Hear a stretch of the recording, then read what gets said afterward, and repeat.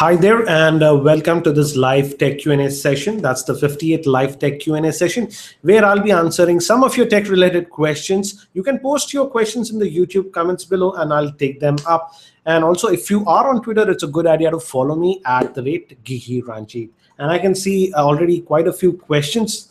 So let's start this one. And the first question that I got is from Shobit Agarwal, and he says, what are your initial impressions about the new Moto X second generation? And is it ending rupees 32,000? If no, suggest some other Android Tier 1 brand smartphones. Very interesting questions. Yes, I have this second generation of Moto X. That's also known as the Moto X 2014. Initial impressions, it's a very big upgrade. And don't think that it's a, mid-range phone. It's a high-end phone. The processor on this is the same one that is being used on the LG G3 or the Galaxy S5 Snapdragon version, or even the HTC One M8. And all these phones are high-end Android phones. So the specs are the same. It has the same Snapdragon 801 processor, 2 gigs of RAM. Yes, it does not have the micro SD card slot, but it's a high-end phone in any aspect if you look at it. So considering that, yes, the price is okay, I would say, but yes, the con is it does not have the micro SD card slot. Regarding the performance, I won't say it's a review because it's been just around 3 days since I'm using this device. The device is very fluid to operate. There is no lag whatsoever on this phone, and the touchless control work great. In fact, Shobit, I would suggest that you watch that touchless control video that I just posted yesterday on my channel. Just check that out. It works flawlessly on this device. So yes, comparing to the older generation of Moto X, yes, this new Moto X, that is the 2014 edition, is priced a little bit higher. But again, we are now getting almost the cutting-edge hardware with this new Moto X. So it's a good buy. But again, I'm not as of now, I'm not fully convinced regarding the battery life. I'm still testing it. So just wait for a week or so. Then I'll have an accurate idea regarding the battery life of this device. In the camera department, I would say it's a so-so. Though it has a 13 megapixel shooter, I did not do extensive testing with the camera, but I took a few shots. Some of the shots came out great, but some were not that good. So as of now, the camera performance is sort of mixed in my opinion. But certainly for the price point of 32,000, you are getting a flagship device. For example, if you take other devices from Tier 1 brands, for example, the LG G3 that has a Snapdragon 801 is what, around 44,000 or so. And even the HTC One M8, etc., are considerably more expensive than this this Moto X 2013. So I hope that helps you. So let me just move to the next question now. Give me a second, guys. And guys, just keep the questions small because otherwise it doesn't fit on the screens.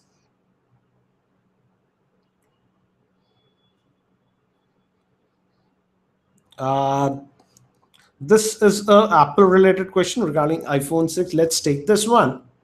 And this is by Ashik Mirza. He says, don't you think that Apple has removed the awesome premium look of the iPhone in its new generation iPhone 6, as iPhone 5 was very premium looking and had great feel in the hand? And so please suggest a small Android phone under 20,000 for my dad, as he wants a compact phone with good sound quality and camera. Ashik Mirza, yes, it's a personal opinion regarding the design. Some people like the design of the new iPhone 6. Yes, I also felt that the iPhone 5 and the 5S, that rectangular block, was much more classier in looks compared to the rounded finish that the new iPhone 6 has. But I haven't used the iPhone 6. I will be testing it out very soon in the next couple of days. Then I can give you my opinion how it feels in the hand. And regarding a small Android phone under 20,000, I would suggest that you can look at the Samsung Galaxy S4 Mini. Last time I checked, it was priced just around 16,000, and I feel for that price of around 16,000, it's a very good phone. I hope that helps, and it also has a pretty good camera. Let me just move to the next.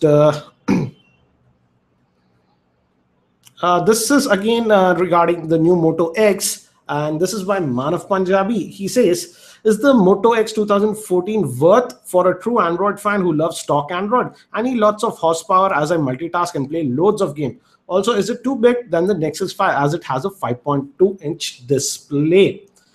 Regarding the performance of this Moto X, don't worry, it's almost a stock Android experience, apart from 2 or 3 Motorola specific apps and that always listening feature. For example, I've configured it as okay buddy, so it wakes up. Apart from that, it's still the stock Android experience, and the experience is very fluid. And I have to say, in 2014, among the high-end phones that I've tested, the HTC One M8 and this the Moto X 2014 are the most fluid devices that I have tested. So don't worry about it. The only con is that, again, it does not have a micro SD card slot. So like the Nexus 5, you are stuck with the internal storage that you have. But in terms of performance, you should not be worried about it. And Motorola has already promised that this device will also get quick Android updates. Regarding the screen size, yes, it's a little bit wide, but I think so in 2-3 days, you do get used to it.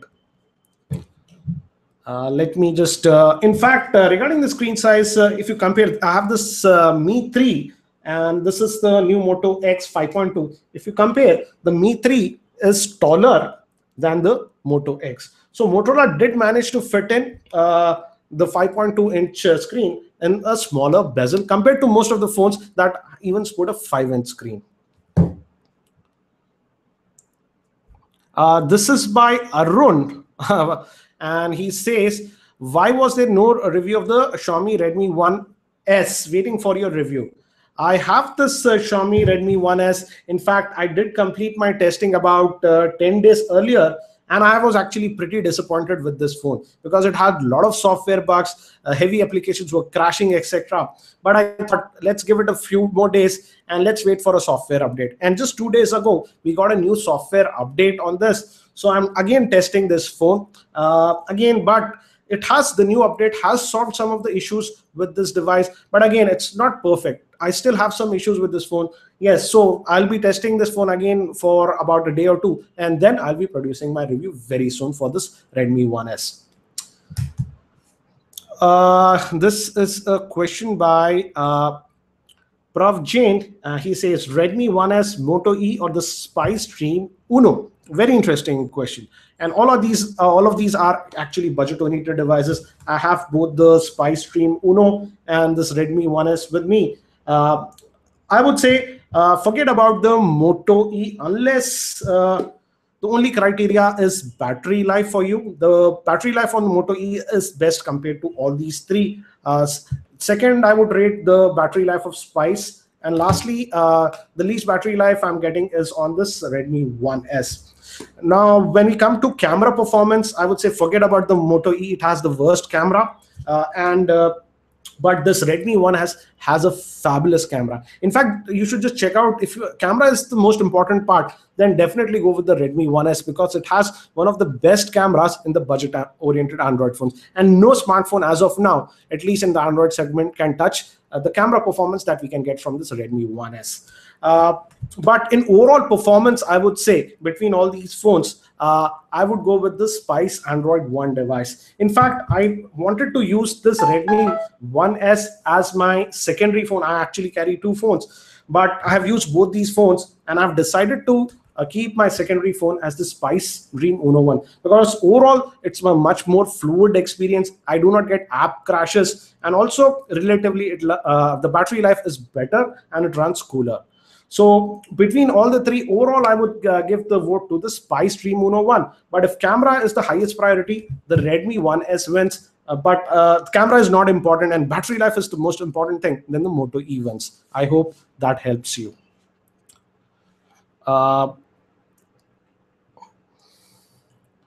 This is a question by Suresh Krishna. He says, hello Ranjit, I'm confused between the iPhone 6 Plus and the Note 4 for my upgrade from the LG G3. What would be your pick? Again, Krishna, I cannot answer this question because I haven't used both these devices. I will be testing definitely the Note 4 when it comes out, and hopefully the iPhone 6 Plus also. So you got to wait because I just can't comment about these devices before testing them. So let me just move to the next question.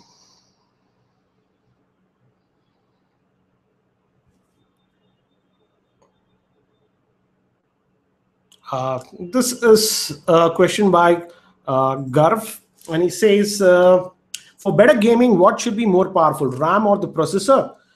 Please tell me 2, 3 phones with great battery life and decent camera.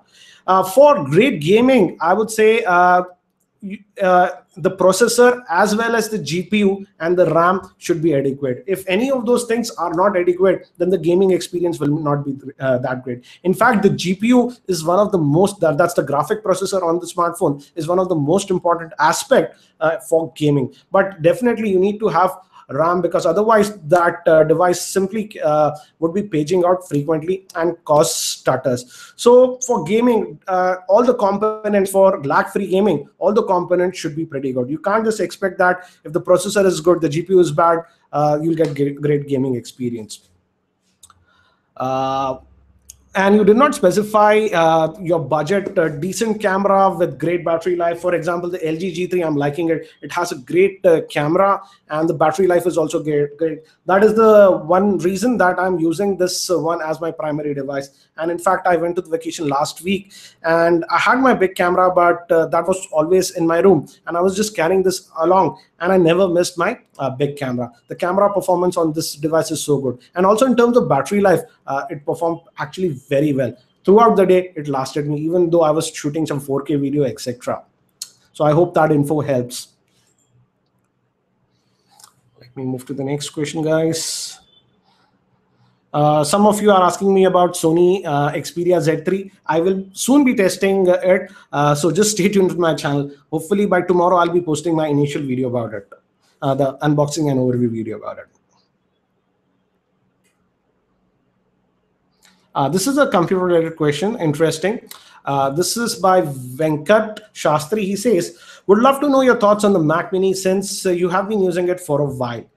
Yes, I have been using the Mac Mini. In fact, this live cast is being done from the Mac Mini. It's my main computer. The Mac Mini I'm using is the Core i7 version.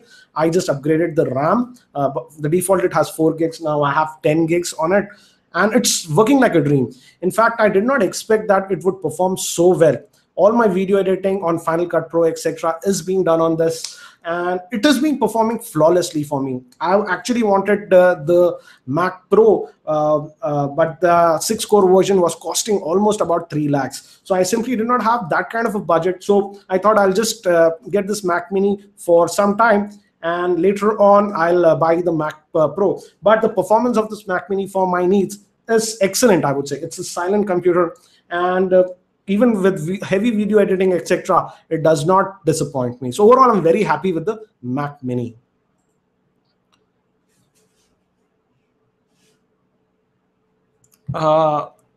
This is by Shubham Agarwal. He's asking, which one would you use, PS4 or the Xbox One? I don't have the Xbox One, and I have no plans of buying it. I just have the PS4, and I use it occasionally. Again, I just don't get too much time to play console games, maybe in a month, 3-4 hours, and I just use the PS4.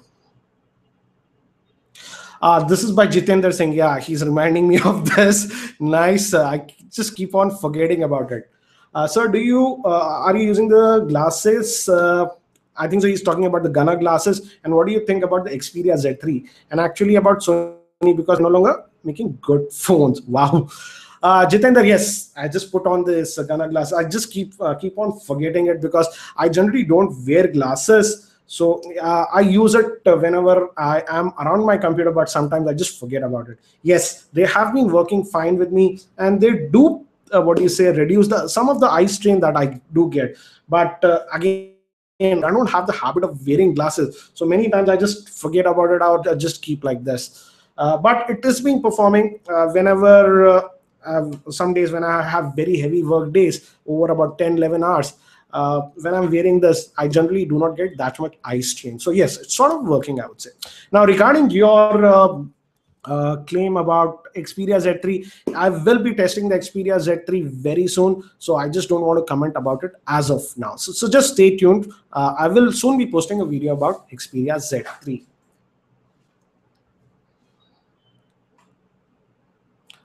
This is by Mohit Sharma. He says, can you please suggest me a smartphone in the budget of 5,000 to 6,000 rupees, or should I go with the Android One device?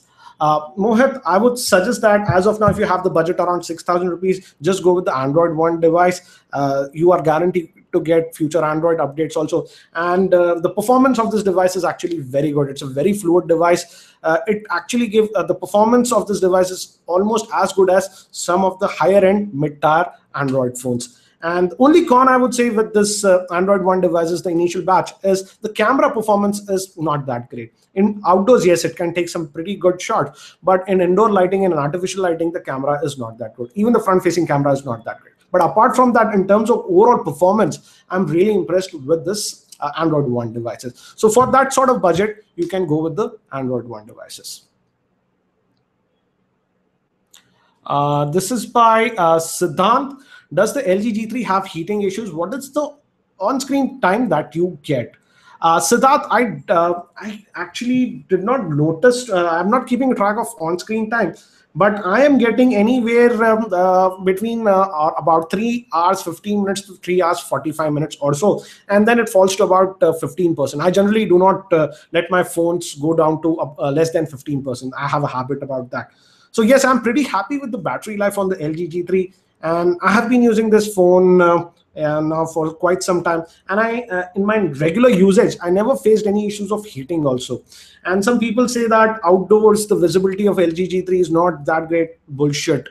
I keep it on auto brightness. In outdoors on the sun also, I was on vacation. The screen is legible. Yes, it's not super clear like the iPhone 5s outdoors, which is super legible. But yes, you can see stuff on the screen and work with it even in direct sunlight. So I'm actually pretty happy with the LG G3. And that is the reason I'm sticking with this phone as of now.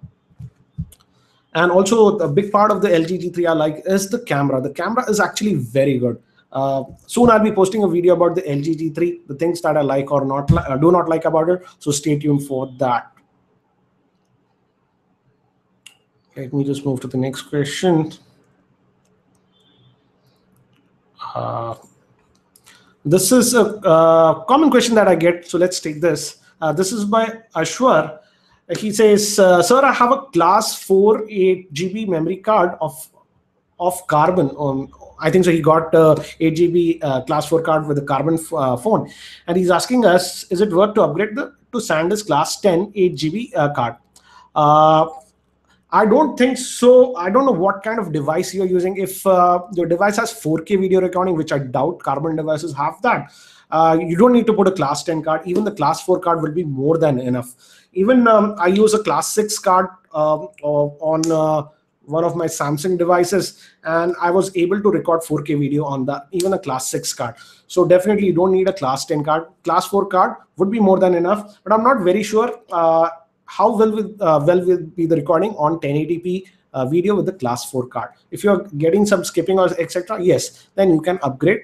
A class 6 card is also more than enough for a 1080p video.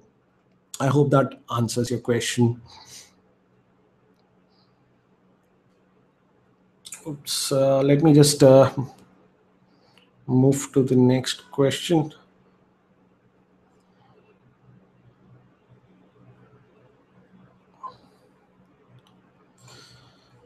This is by Majid Ali. He says, I think so he has the Xiaomi Mi 3. He's saying, I'm having low microphone volume problem. Tried single and dual noise suppression settings, but it doesn't work. Callers are complaining of low volume. Did you also face this issue? Please suggest any solution. No, in fact, the call quality on the Mi 3 is actually very good. I do not face any issues with that. But yes, with the Redmi 1S, the call quality is simply not that great. That is one more reason that I'm not using this Redmi 1S as my secondary phone. The call quality is simply not that good. But I did not face any issues with the Mi 3.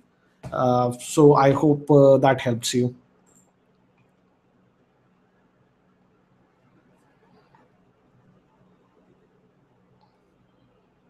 Let me just move to the next question, guys. Just give me a second.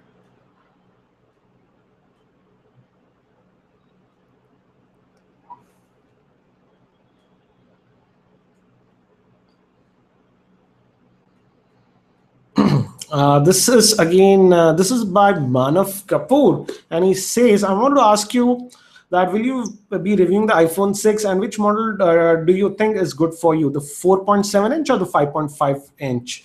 Manav, personally for me, if I would get the iPhone 6, I would prefer the 4.7-inch version because the iPhone 6 5.5 version is actually very big. It's even bigger than the Note 3. So the bezels are very, very big, and I simply do not like that big size phones. So definitely for me, if I would be purchasing the iPhone 6, I would opt for the 4.7-inch version. I hope that info helps you. But again, when it launches in India, I would say that go to a store and handle it in your hand and see if it's comfortable for you or not.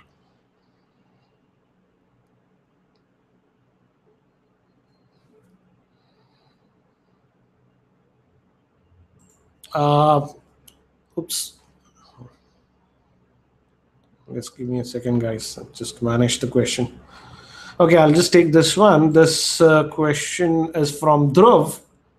And he says, when are you going to make the comparison between the Galaxy S4 and the Moto X?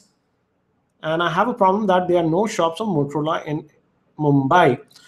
Yes, in India, Motorola is just selling it via Flipkart. So they are not selling in the retail model. Definitely between the Samsung Galaxy S4 and the Moto X 2014 edition, that's the new edition, definitely this Moto X 2014 is a much more superior product. You have to compare this product with the Samsung Galaxy S5, not with the Samsung Galaxy S4. I'm not going to do a comparison between the Galaxy S4 versus the Moto X 2014. It's just dumb to do that because this is a way superior phone. Let me just move to the next question. Let me just take this question. This is by Prashant. He says, "Hey Ranjit, how long does it take to charge the new Moto G with the inbox, the charger?" I think so. He's saying the charger that came with it. In fact, I did not use the charger that I came with the Moto G, but I've heard that the charger that came with the Moto G is not a high amp charger, and it does take a lot of time, and also it heats up. In fact, I just have a dedicated charger, a 2 amp charger. I charge all my phones with that. So even for the Moto G, I just use that. And from 10%, I think so, to 100%, I did not time, but it took slightly below 3 hours with the 2 amp charger. So definitely, I would suggest that the Moto G can accept charges up to 1.5 amps. And the default charger that Motorola has given with the Moto G is not a high amp charger. So for faster charging, I would suggest that you can go with a higher amp charger, like a 2 amp charger or a 1.5. Even with a 2 amp charger, it will restrict to 1.5 amps.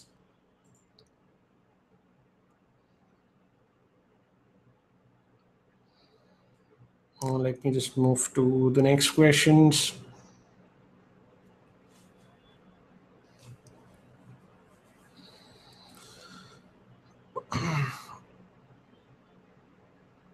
Okay, let me just move.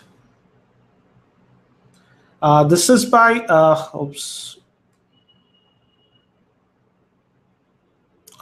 this is by Satish. He says, "Do you think the new Moto X and Moto G will improve in battery life after Android L update? I'm also looking for a dual SIM flagship device.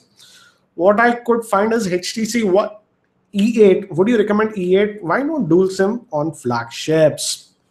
Okay, let me talk about Moto X and Moto G after Android L, if the battery life will improve or not. I think so, it will improve because generally with Android L, we have the ART runtime. And in fact, I'm using the ART runtime even on my LG G3. And when I move from Dalvik to ART, I noticed that I'm getting roughly about 15% better battery life compared to Dalvik. So I hope, yes, with the Android L update, which default runs on ART runtime, battery life should improve.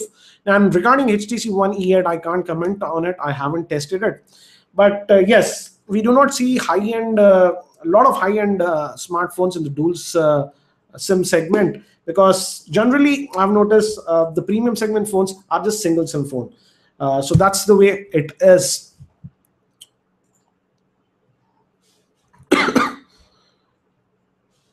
Let me just move to the next question.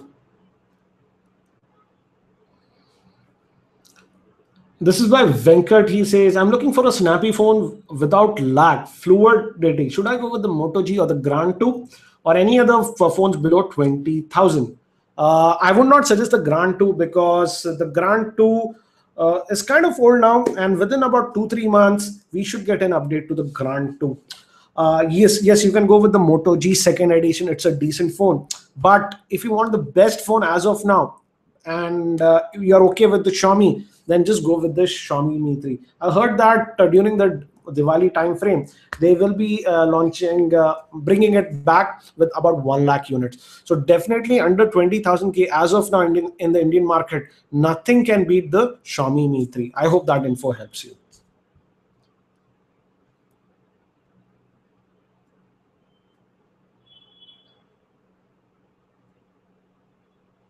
This is by Shushant. Which phone has better gaming performance, Asus Zenfone 4 or Spice Dream Uno?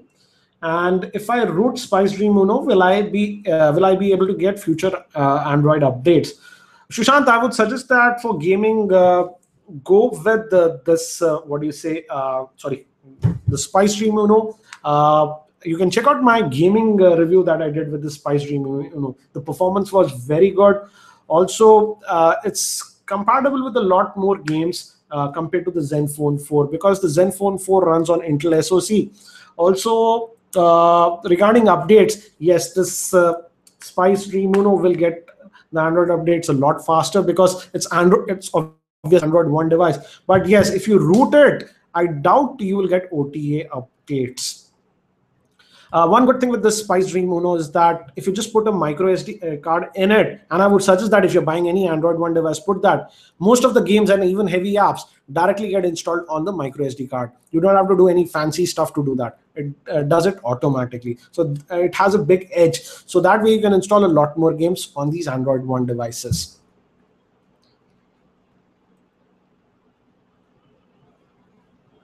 Let me just move.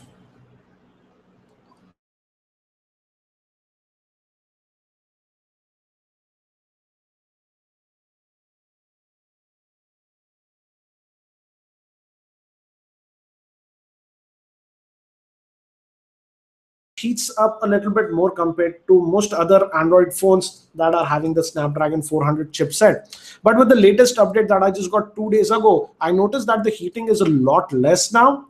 I did not have any issues with the camera when I was using it, but with general usage, yes, it does get warm a little bit. But now with the latest update, I would say the heating has come down. So it's okay. Yes, it's not the coolest. Still, it gets a little bit warm, but I would say now it's kind of okay.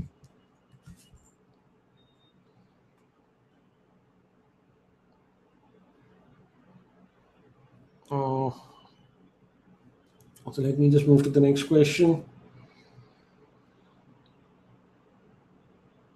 This is by Sandeep Chakrabarti regarding television. Very interesting question. He says he has 2 questions. First, he says, I'm considering to buy a new full HD LED TV in this festive season. I'm a little bit confused between buying and buying only smart LED TV or 3D smart LED TV. Should I shell out the extra bucks for buying 3D smart TV or a smart TV? My requirements for a TV is internet connection and apps collection on it. I would say it's a personal opinion. Do you like to watch 3D content on your television, and do you have the 3D content source? As of now, from what I have seen, many of my friends have a 3D television, but after the initial euphoria after a week or so, I have never seen them using the 3D function because the content is simply not that great. So unless you are a 3D buff, and 3D is kind of a failure now, 3D buff, I would suggest that a normal LED smart television would be more than enough. And also, I would say invest in a dongle like Chromecast that offer functionality. So let me just move to the next question.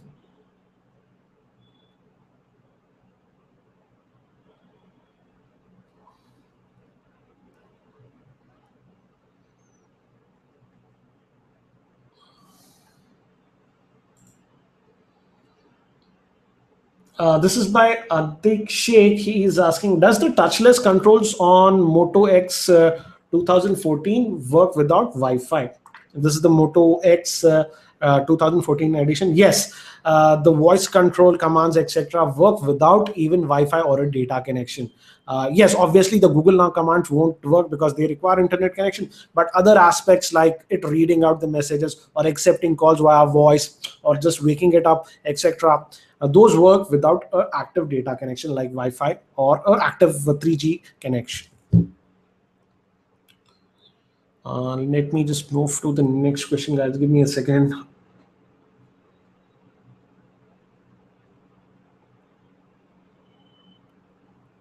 Let me just refresh it.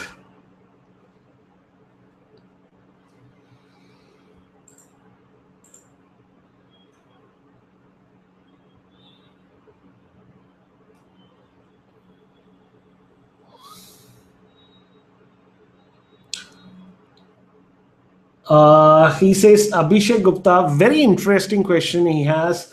Which is better bang for money between the LG G3 and the Moto X 2014? And why haven't you reviewed any Android Wear? Abhishek Gupta, Android Wear devices are actually readily not available. The only one that was readily available was that LG smartwatch, and it's kind of a super flop device. It has that charging issues, corrosion issues. That's why I didn't bother to review it. I will definitely try to review the Moto 360 when it launches. I heard that it will launch sometime next month, first week of next month. So if I'm able to purchase it, I'll definitely review that. Regarding bang for the money between the LG G3 and the Moto X 2014, obviously this Moto X 2013 is almost about 12,000 rupees less compared to the LG G3. So if a budget is the highest criteria, yes, definitely the Moto X 2014 wins. But again, the LG G3 is a superior device because the camera on this LG G3 is much superior. Also, I feel the screen quality is better on the LG G3. With this Moto G, pure whites are not white. I notice it because I have a lot of phones. No, I would say 99% of people won't notice it. But there is a slight yellowish tinge on this Moto X 2014 edition. And there are some software tweaks that I like on the LG G3. I like the knock-on feature, etc. But if those features are not important for you and you are on a tight budget, then definitely the Moto X 2014 is a good bet. And it's a very fast device. There is nothing like lagginess or anything like that. In fact, sometimes the LG G3 lags, but I haven't noticed any lag on this Moto X 2014 when I'm using it for about 3 days now. So definitely a great device for the price, I would say. But in terms of battery life, definitely the LG G3 is better, and even the camera is better on the LG G3. And not to forget the storage. The LG G3 has a micro SD card and 32 gigs of internal storage. So I hope that info helps you. So you have to decide what is important for you.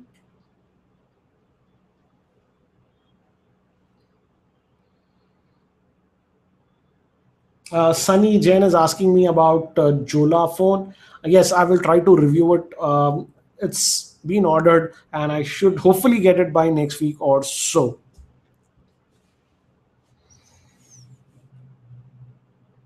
This is by Manoj. And he's asking, below 7,000 rupees, which phone should I buy? Using Skype as my priority.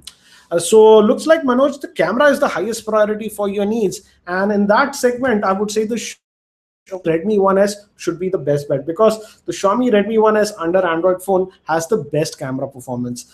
You can check out the video that I made regarding the camera. It's a dedicated video about 7-8 minutes long. You can check out that for more info regarding the camera performance.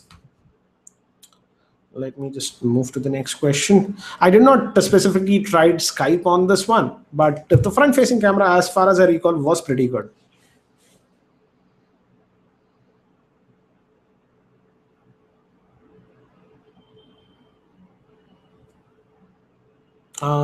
Let me just...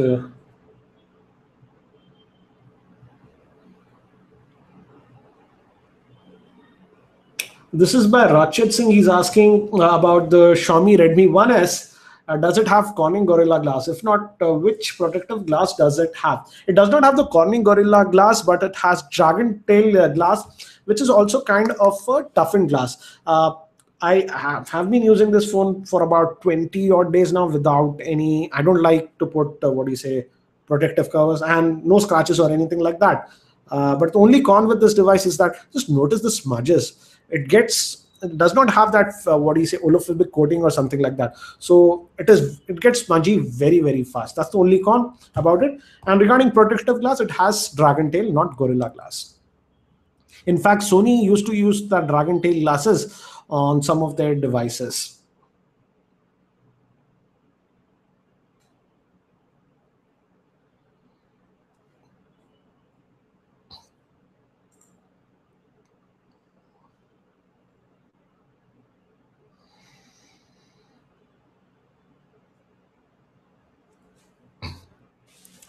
Give me a second, guys. Let me just locate the questions.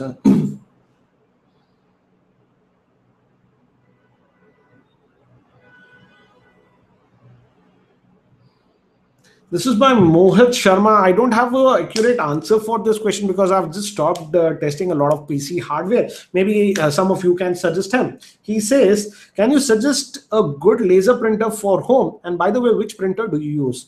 I am using a Samsung laser printer. It's a monochrome printer, and it's been working. It's a MFD. It has a scanner also. It's a wireless printer. I connect it wirelessly via Wi-Fi. And it's a monochrome laser printer, and it's been working fine for me. I don't have that much need for color printing. So if any one of you knows a good laser printer and you have been using, do suggest Mohit Sharma.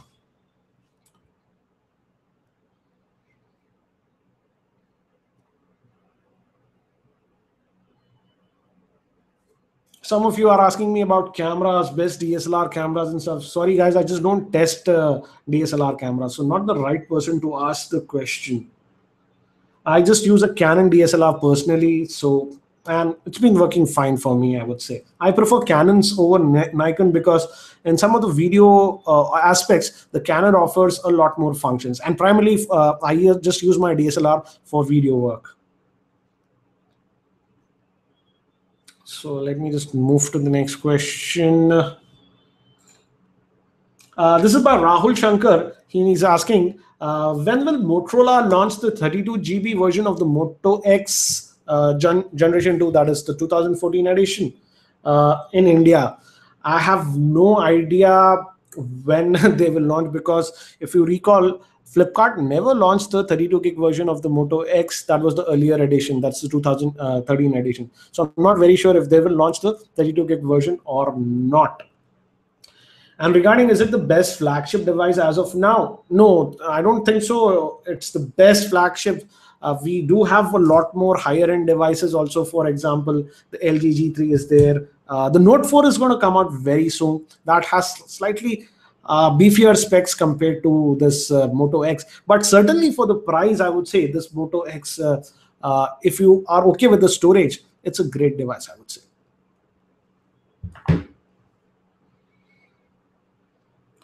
So guys, I have taken up most of the questions, I think so. Cannot find more here. So again, we'll be doing this next week also on Tuesday. We do this actually every Tuesday at 7 p.m. India time. And I hope that you'll be able to join me also next week. Thank you for joining me on this live tech Q&A session. And I hope to see you in my next video.